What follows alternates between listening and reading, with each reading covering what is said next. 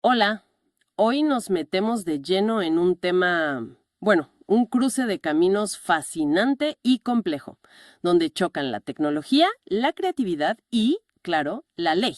Exacto. Hablamos de inteligencia artificial, de esa práctica de extracción masiva de datos, el data scraping. Y cómo se relaciona, o más bien, cómo choca con la propiedad intelectual, un tema que está ardiendo ahora mismo con el boom de la IA generativa. Totalmente. Y para entenderlo mejor, nos basamos en análisis recientes, ¿eh? Un informe de la OCDE, una revisión académica también. Miran el problema a nivel global, pero también nos dan ejemplos concretos Como el caso de Turquía, que mencionan, ¿no? para ver cómo aterriza todo esto. Justo. Nos ayuda a ver las tensiones en la práctica, más allá de la teoría. Perfecto. Entonces, la idea hoy es desglosar qué es esto del data scraping en el contexto de la IA, por qué preocupa tanto, cuáles son los enredos legales, sobre todo con la propiedad intelectual. Y también ver qué posibles caminos hay, ¿no? Cómo se podría, bueno, no solucionar del todo, pero sí manejar mejor. Quitarle un poco el misterio a esta parte tan crucial del desarrollo de la IA hoy en día. Porque la base es esa. La IA, especialmente la generativa, necesita comer. Y come datos, montañas de datos. Una cantidad enorme. Y una forma clave de conseguirlos es el scraping. Así que, bueno, empecemos por ahí. ¿Qué es exactamente? Dale. A ver, el data scraping, en simple, es usar programas, bots, para sacar información de forma automática de sitios web, bases de datos, redes sociales, lo que sea digital. No es como nosotros copiando y pegando a mano, claro. Es a escala industrial. Exacto. No es algo nuevo, ojo, pero con la IA generativa, uff, su uso se ha disparado. El proceso general para que nos hagamos una idea. Primero recolectan los datos. Luego los preprocesan, o sea, los limpian, los ordenan un poco. Después los guardan. Y el último paso, usarlos, para entrenar los modelos, para ajustarlos, probarlos. Es bueno, como dices, diferenciarlo de otros términos que suenan parecido. Sí, porque se mezcla a veces. Data mining, por ejemplo. Eso no es extraer. No, eso es ya analizar los datos que tienes, buscar patrones, conocimiento. El scraping es el paso previo, la recolección. Y también está el web crawling, ¿no? Como lo que hace Google. Eso es. El crawling es más bien seguir enlaces para indexar, para mapear la web. Y el screen scraping, que es distinto, captura lo que ves en pantalla, no el código de atrás. Aunque, según los informes, no hay como una definición única universalmente aceptada de data scraping. No la hay. Pero la OCDE propone una que es bastante útil. Extracción automatizada, a gran escala, y, un punto clave, muchas veces sin coordinación o permiso del que tiene los datos. Y esos datos pueden ser de todo tipo. Texto, números, imágenes, audio, el combustible de la IA. Exacto. ¿Y cómo lo hacen? O sea, ¿cuáles son las técnicas más comunes para sacar esos datos? La más típica es el web scraping directo. Usan software, bots, que actúan como si fueran un navegador. Piden la página web, analizan el código, el HTML. Y sacan lo que les interesa. El precio de un producto, un texto, una imagen. Justo. Luego está el web crawling, que es más de seguir links, como decíamos. Algunos datasets grandes, como Lion, se basan mucho en recopilar enlaces así. Y el screen scraping. Ese captura lo que se ve en pantalla, útil para cosas como PDFs o imágenes donde no puedes acceder fácilmente al texto o los datos estructurados de atrás. Incluso mencionan técnicas más nuevas, como transcribir automáticamente videos públicos. Sí, la tecnología avanza rápido. Buscan datos por todas partes. Pero corrígeme si me equivoco. No todo es scrapping masivo, ¿o sí? No, para nada. Esos datasets enormes que se obtienen con scrapping, como el Common Crawl, que fue clave para GPT-3 y otros modelos, Ajá. generalmente se complementan con lo que llaman fuentes de datos dirigidas. ¿Qué serían esas? Son colecciones más pequeñas, más definidas. Se sabe de dónde vienen, la calidad suele ser mejor, más verificada. Piensa en Wikipedia, por ejemplo. Ah, claro. O artículos científicos de sitios como Archive o libros del proyecto Gutenberg, que ya son de dominio público. Exacto. Esas fuentes tienen una procedencia más clara. La ventaja del scrapping masivo es la escala, la cantidad brutal de datos. Pero la desventaja es, bueno, el ruido, ¿no? Mucha información que no sirve, errores. Sí, requiere mucho filtrado. Y el gran problema, la procedencia a menudo es incierta. Y ahí es donde se enreda todo con la propiedad intelectual. Ahí está el meollo del asunto. Y ojo, que algunos estudios ya predicen que podríamos enfrentar una escasez de datos de lenguaje de alta calidad, de esos que están disponibles públicamente, digamos, entre 2023 y 2026. O sea que la tentación de raspar más y más podría aumentar. Podría intensificarse, sí. Para entender bien el conflicto, ayuda a ver quiénes son los actores principales en todo este ecosistema. Claro, por un lado tienes a la academia, los investigadores, usan scraping para sus estudios, para ciencia, pero se enfrentan a navegar leyes que no siempre están claras para esos usos. Luego están los que juntan los datos, los agregadores. Sí, entidades como Common Crawl, Lion, Eleutherai, muchas veces son organizaciones sin fines de lucro. Recopilan datos raspados y los ponen a disposición. Pero ahí está el problema que decías. A veces sin licencias claras, sin saber bien de dónde salió cada cosa. Exacto. Y no todos son sin fines de lucro. También hay agregadores comerciales. Y luego están las grandes empresas de tecnología, las plataformas. Esas juegan un doble papel. Son la fuente de muchos datos valiosos, ¿no? Redes sociales, tiendas online. Claro. Pero al mismo tiempo usan el scraping muchísimo para mejorar sus propios servicios. Los buscadores, los comparadores de precios, necesitan esos datos. Y por eso ponen barreras. Los captchas, bloqueos de IP, los términos de servicio que dicen prohibido raspar. Justamente. Y finalmente, el grupo quizá más afectado directamente, Los creadores. los creadores de contenido. Escritores, fotógrafos, artistas, músicos, periodistas. Sus obras muchas veces terminan en esos datasets masivos. Sin que lo sepan, sin que den permiso y generalmente sin ver un peso por ello. Allí está la tensión principal. Y se conecta con el problema de la falta de transparencia. Que es enorme. ¿Cómo puede saber un fotógrafo si sus fotos se usaron para entrenar un modelo de IA que ahora genera imágenes? Es que es casi imposible. Hay un estudio de Stanford que es bastante revelador. La gran mayoría de quienes desarrollan IA son súper opacos sobre de dónde sacaron los datos. ¿De verdad? Sí, la transparencia incluso parece ir para atrás, no para adelante. Y otra iniciativa, la Data Provenance Initiative, auditó datasets y encontró que, como el 70% no tenía información clara de licencia o estaba etiquetada de forma más permisiva de lo que era en realidad. Preocupante. Y encima está el tema del contenido directamente pirateado, ¿no?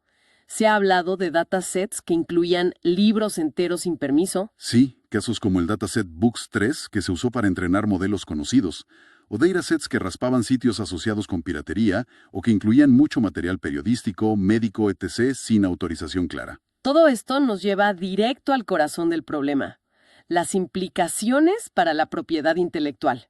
El scraping puede pisar muchos callos legales. Muchísimos. El campo de batalla principal, sin duda, es el derecho de autor, el copyright. Claro, porque estás copiando obras protegidas. Exacto. La pregunta es, ¿copiar para entrenar una IA es una infracción o aplica alguna excepción? Ahí está el debate. Como el Fair Use en Estados Unidos, o esas excepciones de minería de textos y datos TDM en Europa. Justo. Y además, otras preguntas. Se borró información de gestión de derechos, los metadatos que dicen quién es el autor. Se saltaron medidas técnicas de protección, las famosas TPMs, que ponen los sitios para evitar copias. Pero no solo es copyright, ¿verdad? Hay más derechos en juego. No, claro. Están los derechos sobre bases de datos. Muchas legislaciones protegen la inversión que haces al crear y mantener una base de datos, aunque los datos en sí no sean originales. La Unión Europea tiene una protección fuerte para eso, el derecho sui generis. Y mencionaste el caso de Turquía. Sí. Las fuentes indican que Turquía también protege esa inversión incluso en bases de datos que llaman no originales. Esto es muy relevante para sitios de comercio electrónico, por ejemplo, que tienen catálogos enormes. El dueño puede impedir que se extraiga una parte sustancial. ¿Y qué más? Bueno, marcas registradas. Si usas logos o nombres de forma que confunda a la gente. Secretos comerciales. Si con el scraping accedes a información que una empresa guarda como confidencial. Y algo muy actual, derechos de imagen o publicidad. Fundamental. Si la IA genera imágenes o voces que imitan a personas reales, especialmente famosos, sin su permiso, ahí hay un problema legal serio. Y no olvidar los derechos morales. Importantísimo. El derecho a ser reconocido como autor y a oponerte a que modifiquen tu obra de forma que la perjudique. Estos derechos en muchas partes del mundo no se pueden ceder fácilmente aunque vendas el copyright. Ok, pero volvamos al copyright, que parece ser donde está la mayor parte de la discusión legal ahora mismo. Sí. A nivel internacional, hay tratados, como el Convenio de Berna o el Acuerdo ADPIC de la OMC, que ponen unas bases mínimas. Como que la protección del autor es automática, no necesitas registrar la obra. Exacto.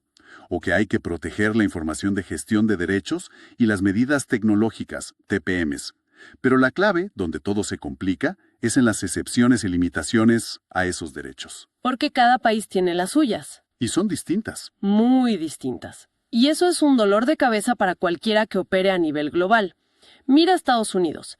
Ellos tienen el Fair Use. Que es como una doctrina flexible, ¿no? Se mira caso por caso. Se analizan factores como si el uso es transformativo, o sea, si le da un nuevo propósito a la obra original.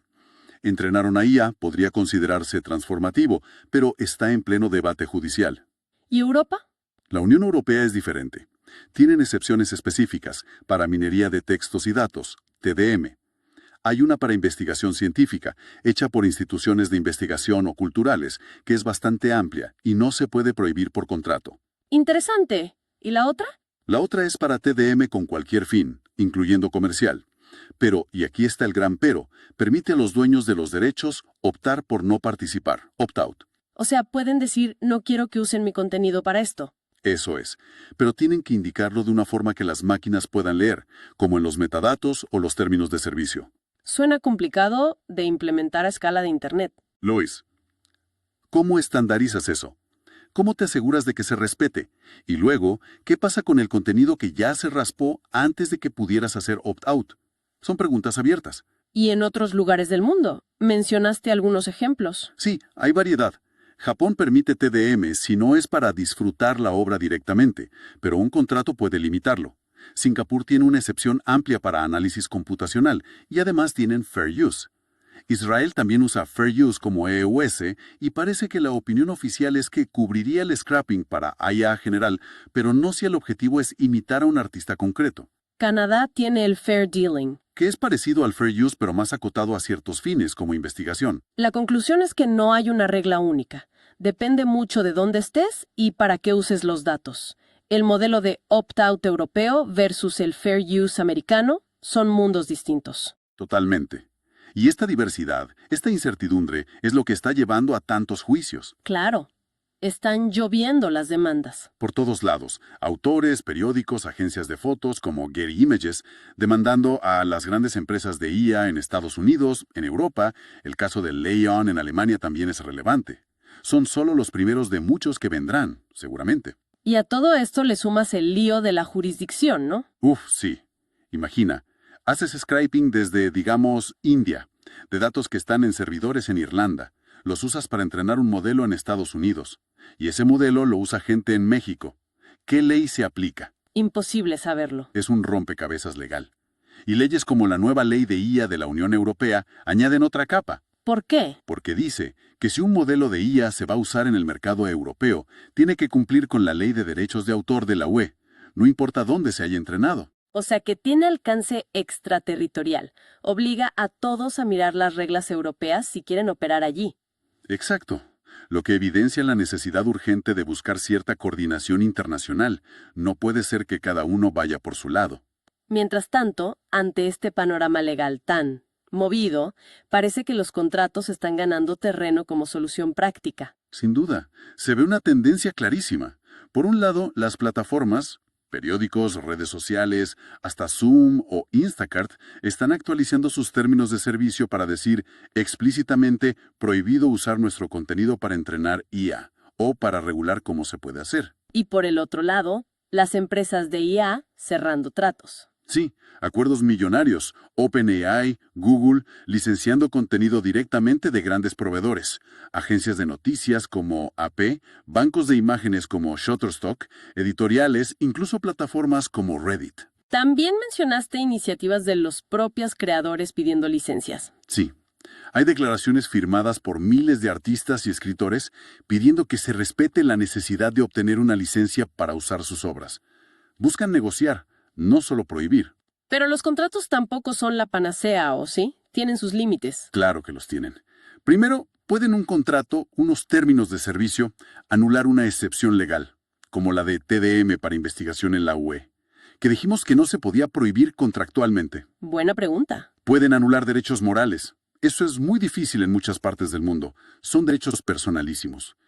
Y luego está la cuestión de si esos contratos de clic para aceptar, los términos estándar son realmente justos, o si pueden usarse para restringir usos legítimos como el fair use. Hay opiniones legales que dicen que no deberían poder. O sea, son una herramienta más, pero no resuelven el fondo del asunto legal. Son una pieza importante del pozo, sí, pero no la solución completa y definitiva. Además de lo puramente legal, la revisión académica que comentabas también pone sobre la mesa cuestiones éticas importantes. ¿Sí? Porque no todo es si es legal o ilegal. Hay otros impactos. Por ejemplo, el riesgo de que el scraping masivo tumbe una página web. Un ataque de denegación de servicio, aunque no sea intencionado. Claro, si miles de bots le piden datos a la vez. Exacto. También el riesgo obvio de violar la privacidad si se raspan datos personales sin cuidado. La competencia desleal. Imagínate raspar todas las reseñas de tu competidor para usarlas tú. Uf, sí. O el problema de los sesgos. Si raspas datos de fuentes sesgadas, tu IA aprenderá esos sesgos y los perpetuará. Y hasta el impacto ambiental. Todo ese procesamiento consume mucha energía. Y mientras tanto, los sitios web intentan protegerse como pueden, ¿no? Con esas medidas técnicas. Sí, los CAPTCHAs, para ver si eres humano, limitar cuántas peticiones puedes hacer por segundo, rate limiting, bloquear IP sospechosas, pedir autenticación, incluso ponen trampas, honeypots, para detectar a los scrappers. Pero siempre con cuidado de no fastidiar al usuario normal. Ese es el equilibrio difícil, protegerte sin arruinar la experiencia de tus visitantes legítimos. Es un constante juego del gato y el ratón tecnológico. Bueno, entonces, recapitulando. Los juicios son largos, caros, el resultado es incierto. Los contratos ayudan, pero no solucionan todo. Las medidas técnicas se pueden saltar. ¿Qué nos queda? El informe de la OCDE parece apuntar a soluciones más colaborativas, quizás. Sí, sugiere enfoques más flexibles, voluntarios, que intenten encontrar un equilibrio sin esperar a que los tribunales o los legisladores resuelvan todo, lo cual puede tardar años. Plantea varias ideas interesantes. ¿Cómo cuáles? Una idea fuerte es desarrollar códigos de conducta voluntarios sobre data scraping. ¿Cómo funcionarían? Serían acuerdos entre las partes interesadas, desarrolladores de IA, dueños de contenidos, agregadores de datos, para establecer unas reglas de juego comunes, principios generales, quizás definiciones estándar. ¿Basados en qué? Podrían apoyarse en cosas que ya existen, como los principios de IA de la OCDE o las directrices para empresas multinacionales. La idea es fijar buenas prácticas. ¿Por ejemplo? Por ejemplo, desincentivar activamente el uso de datos claramente pirateados o establecer marcos para posibles pagos o compensaciones, quizás explorando modelos de gestión colectiva, como los que existen en la música. Y todo esto, importante, sin que adherirse al código signifique admitir que lo que hacías antes era ilegal. Entiendo, para facilitar que la gente se sume. Y tendría que haber transparencia, ¿no? Fundamental. El código podría promover el uso de herramientas como las dataset cards, tarjetas que documentan de dónde vienen los datos, que contienen, como se licenciaron, que ya usan plataformas como Hugging Face. ¿Y mecanismos para reportar si alguien no cumple? ¿Y qué más proponen? Aparte de los códigos de conducta. También hablan de herramientas técnicas estándar. El famoso archivo robots.txt que usan las webs para decir, aquí no entren los bots. Que muchos ignoran. Exacto. Es voluntario y poco efectivo. La idea es ir hacia herramientas más robustas, más ejecutables, protocolos estándar para que los dueños de contenido puedan indicar sus permisos o restricciones de forma clara y que las máquinas entiendan automáticamente. Como ese protocolo de reserva TDM que mencionaste que está desarrollando el W3C. Ese es un ejemplo. O herramientas estandarizadas para implementar el opt-out donde la ley lo permita, como en la UE, tecnologías que permitan monitorizar si se cumplen los contratos o las licencias, quizás hasta facilitar micropagos. Suena complejo, pero necesario si queremos algo que funcione a gran escala. Lo es, y siempre buscando el equilibrio, proteger a los creadores, permitir la innovación y cuidar el interés público. ¿Alguna otra vía? Sí, los términos contractuales estándar, similar a las licencias Creative Commons o las cláusulas tipo que se usan para transferir datos personales. Modelos de contrato. Exacto. Modelos opcionales, desarrollados entre todos los actores, que sirvan como punto de partida para las licencias de datos para IA. Podrían adaptarse a distintos usos. No es lo mismo investigar que lanzar un producto comercial. Facilitarían las negociaciones, me imagino. Y podrían ayudar a que sean más justas. Sobre todo cuando negocian una pequeña empresa o un creador individual con un gigante tecnológico. Estos términos podrían hacer referencia al código de conducta y a las herramientas técnicas. Y por último, algo que parece obvio pero es crucial: aumentar la conciencia. Totalmente. Educar. Educar a los creadores sobre sus derechos y cómo ejercerlos. Educar a los desarrolladores de IA sobre las responsabilidades legales y éticas que tienen al usar datos. Y a los usuarios finales también, ¿no? También sobre cómo usar la IA de forma responsable, sobre los límites de estas herramientas. Promover la transparencia, como dice la ley de IA de la UE y los principios de la OCDE, para que se sepa cómo se entrenaron los modelos. Es un esfuerzo educativo en todos los frentes. Bueno, creo que hemos cubierto bastante terreno. Ha sido un recorrido intenso por este mundo del data scraping para IA. Vimos la tecnología, quiénes están en juego, los líos legales y de propiedad intelectual que son, bueno, un verdadero laberinto global y local. Y exploramos esas posibles salidas que se están discutiendo. Códigos voluntarios, mejores herramientas técnicas, contratos más estándar y la necesidad de más educación y conciencia. Queda clarísimo que encontrar el equilibrio entre impulsar la innovación tremenda que trae la IA y proteger los derechos de quienes crean el contenido que la alimenta es uno de los grandes desafíos de nuestro tiempo. Sin duda. Y si me permites una última reflexión, quizá un poco más filosófica. Adelante. Más allá de las leyes, los contratos, la tecnología, quizá la pregunta de fondo es, ahora que las máquinas aprenden de todo lo que hemos creado los humanos, de ese acervo digital inmenso, ¿cómo vamos a redefinir como sociedad qué significa valor y contribución en esta nueva era?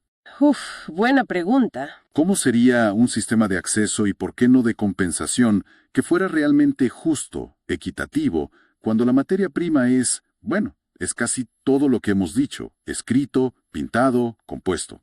Nos dejas pensando. Mucho en qué pensar. Definitivamente. Pues con esa reflexión potente nos despedimos por hoy. Gracias por acompañarnos en esta inmersión profunda.